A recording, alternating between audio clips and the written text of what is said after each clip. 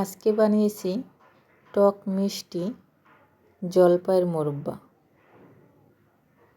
দেখতে যতটা লোভনীয়, খেতেও কিন্তু দারুণ হয়েছে। আসসালামু আলাইকুম, সবাই কেমন আছেন? আশা করি নিশ্চয়ই ভালো আছেন। আমিও আলহামদুলিল্লাহ ভালো আছি। বৃষ্টি ব্লগ অ্যান্ড রেসিপি থেকে আমি বৃষ্টি বলছি। আজকে বানাবো টক মিষ্টি জলপাইয়ের মোরব্বা। তো জলপাই নিয়েছি। জলপাই আমি সুন্দর করে ধুয়ে একটা চাকু দিয়ে ঘুরিয়ে ঘুরিয়ে কেটে নিচ্ছি। আপনারা চাইলে চাকু দিয়েও করতে পারেন, আবার বটি দিয়েও করতে পারেন। যার যেভাবে সুবিধা সেটাই ব্যবহার করতে পারেন। তো চাকু দিয়ে নিচ্ছি। আমার জলপাইটা কিন্তু একটু নরম নরম, আপনারা চাইলে শক্তটাও করতে পারেন। আমারটা একটু নরম হয়ে গেছে, কোনো ব্যাপার না। আমি চাকু দিয়ে একটু ঘুরিয়ে ঘুরিয়ে কেটে নিচ্ছি। আর আমার রেসিপিগুলো আপনাদের কেমন লাগে, আপনাদের সুন্দর মতামত কমেন্টে জানাবেন। আমার চ্যানেলে যদি আপনারা নতুন হয়ে থাকেন, আমার ইউটিউব চ্যানেলটা সবাই সাবস্ক্রাইব করবেন আর ফুল ওয়াচ করবেন। তো আমি এক এক করে সবগুলো কেটে নিচ্ছি ঘুরিয়ে ঘুরিয়ে। দেখেন, বেশি কিন্তু ফাঁকা করছি না, আবার বেশি কিন্তু একদম ঘনও করছি না, একটু একটু করে কেটে নিচ্ছি। এই দেখেন, আমার কিন্তু হয়ে গেছে।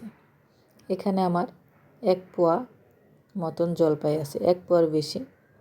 হাফ কেজি আনা হয়েছিল, খেয়েছি। আর অল্প কিছু ছিল, সেই কিছু দিয়েই আমি ভাবলাম টক মিষ্টি জলপাইয়ের মোরব্বা বানাবো। তো আমার জলপাই কেচানো হয়ে গেছে। এদিকে আমি চিনির ক্যারামেল করব। যদি আপনাদের কাছে গুড় থাকে তাহলে আর ক্যারামেল তৈরি করার দরকার নেই, গুড় দিয়েই টক মিষ্টি জলপাইয়ের মোরব্বা করতে পারবেন। কালারটা কিন্তু সুন্দর হয়। শুধু চিনি দিয়েও করা যায়, ক্যারামেল না বানিয়ে কালারটা ওইরকমভাবে সুন্দর আসে না। এর জন্য ক্যারামেল বানিয়ে নিলে কালারটা সুন্দর হয়। তো ক্যারামেল বানিয়ে আমি 2 কাপ পানি দিয়েছি। আর এখন সেই জলপাইগুলো দিয়ে দিচ্ছি এক এক করে। চুলার আঁচটা মিডিয়ামে রেখে দিলাম। আর এদিকে আমি 5 ফোড়ন ভেজে নিচ্ছি। 5 ফোড়ন গুঁড়া করে নিব। জলপাই আমার কম, হাফ কেজিরও কম, তো আমার 5 ফোড়নটাও কম নিয়েছি। আর জলপাইয়ের পরিমাণটা বেশি থাকলে 5 ফোড়নের পরিমাণটাও একটু বেশি নেবেন। আর এদিকে আমি স্বাদ মতন লবণটাও দিয়েছি। এখন ঢেকে রেখে দিব 20 থেকে 25 মিনিট।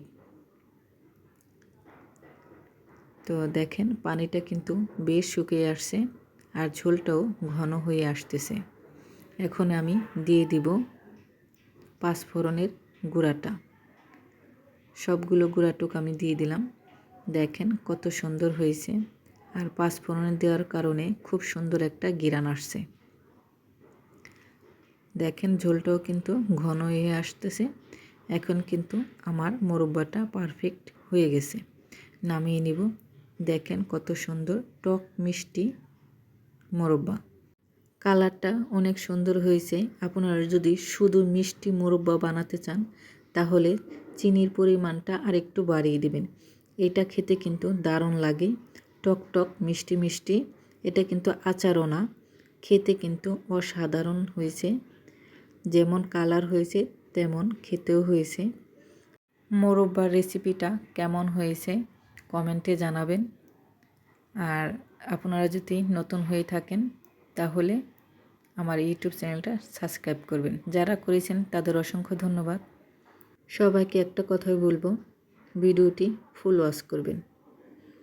আর এই টক মিষ্টি জলপাইয়ের মোরব্বা বানাতে কিন্তু কোনো ঝামেলা নেই, কোনো কষ্ট নেই, আর উপকরণও কোনো কিছু নেই, শুধু চিনি আর জলপাই আর অল্প একটু 5 ফোড়ন লাগে।